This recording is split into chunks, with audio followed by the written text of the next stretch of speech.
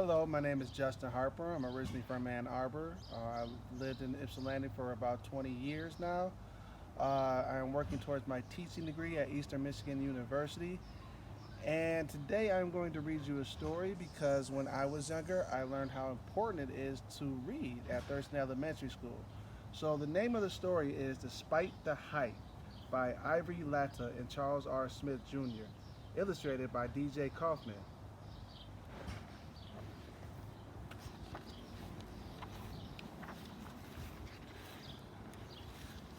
Bounce, bounce, bounce, bounce, bounce, bounce, bounce, bounce. Life in the Latta household was not quiet. Not with the youngest, Ivory, bouncing her basketball off the walls at the crack of dawn every single morning. Ivory! Bounce, bounce, bounce, bounce, bounce, bounce, bounce, bounce, but bounce. Off the floor, off the wall, off the door. Bounce, bounce. Let's go play some ball. 5 simple words brought all 7 Latta kids and their dad together every day on the worn dirt court. Ivory was small, but her brothers were not. They pushed her around and roughed her up. Still, despite her height, Ivory didn't quit or back down. "You ain't pushing me around," Ivory would say before darting past her big brother's reaching hands. But it wasn't enough. Her big brothers won every single time.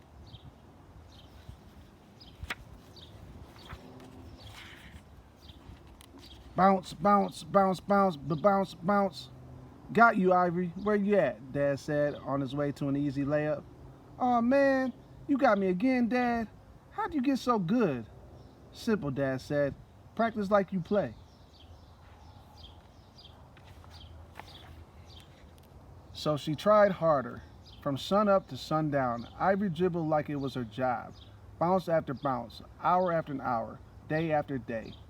Dribble with the left hand, dribble with the right hand, dribble left to right, dribble right to left, dribble fast, dribble slow, dribble high, dribble low. Dribble off the walls, dribble off the floor, dribble through the hall, dribble off the door. Ivy dribbled and dribbled and dribbled her ball until it became a part of her hand. Despite her height, she would not lose to her brothers anymore. As Dad played, Ivy played too. Her moves mirrored his on offense. Dribble left, dribble right, cross right to left to right, off to the hoop. Dribble, dribble forward, dribble back slow, dribble, dribble forward, off to the hoop. Ivory faked Dad out more than a few times, but Dad got past her defense. "Come on, Ivory, hustle. Put some pep in your step," Dad said. "Move your feet on defense. If you want to be good, you have to play both sides of the floor." So Ivory shuffled slowly at first. Shuffle, shuffle, shuffle. Dad bounced, bounced left to right, then zipped past Ivory to the basket. Again and again, but Ivory wouldn't quit.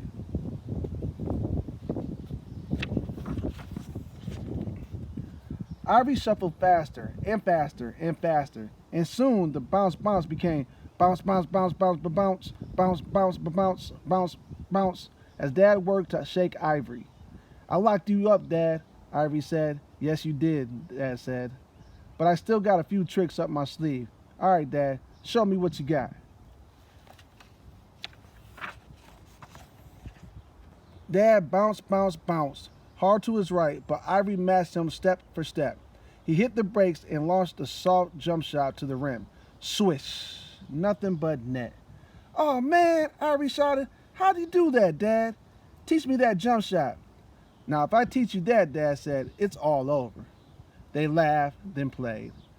Bounce after bounce, shot after shot, point after point, game after game.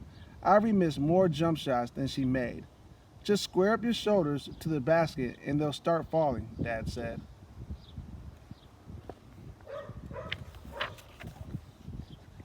Ivory began putting all the pieces of her game together. Bounce right, cross left, bounce, bounce, bounce, off to the hoop for a layup. Ivory bounced and shot bounced until it was dark. All day, every day. "My big brothers won't be pushing me around anymore."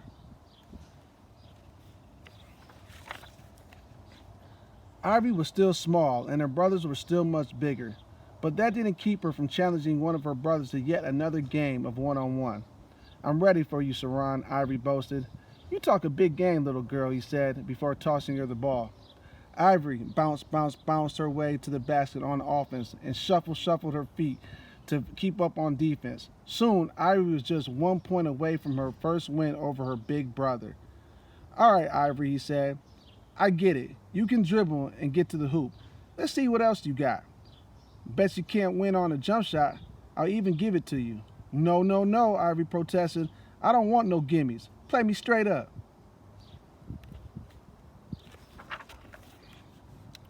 Ivory stood her 44-inch frame at the top of the key. The ball rested on her hip.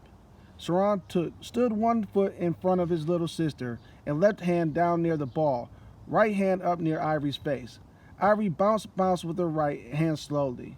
Saran stayed in the front of Ivory, waving his hands to distract her. A quick bounce to the right, and Ivory took off toward the basket. Saran backpedaled to stay with her, but this time Ivory hit the brakes. Saran stumbled backward. Ivory squared up her shoulders just like Dad taught her and floated a rainbow to the rim.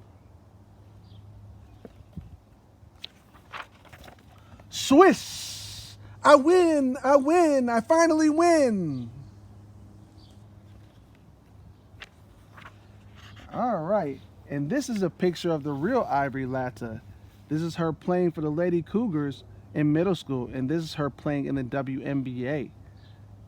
She was an awesome basketball player. I hope you have enjoyed the story, and I hope that you have learned that if you never give up, all your dreams can be reached. All right, thank you.